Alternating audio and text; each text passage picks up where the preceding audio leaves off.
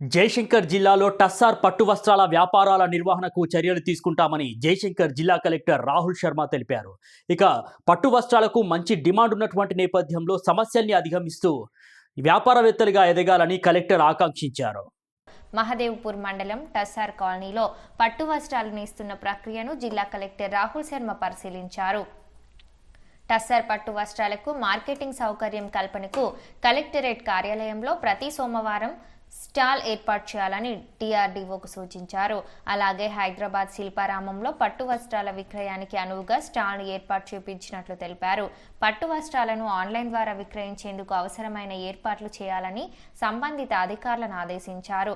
ఇక్కడ నేస్తున్న పట్టు వస్త్రాలను టెస్కోకు ద్వారా విక్రయాలకు అవకాశం కల్పిస్తున్నట్లు తెలిపారు. ఈ సందర్భంగా పట్టుగుడ్ల నుండి దారం తీస్తున్న తీరును, వస్త్రాలు నేస్తున్న విధానాన్ని ఎంతో ఆసక్తిగా వీక్షించి అభినందించారు.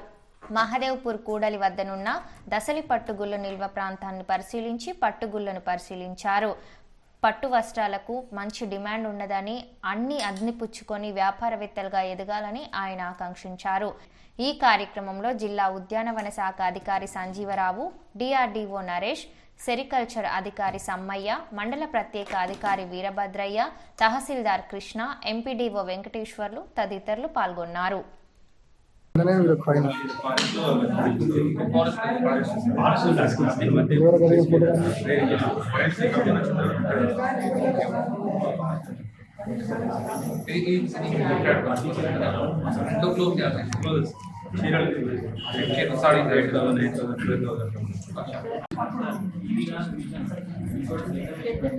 పెద్ద మిషన్ ఎక్కడ పెద్ద అన్ని అయిపోయింది సార్. అది మొత్తం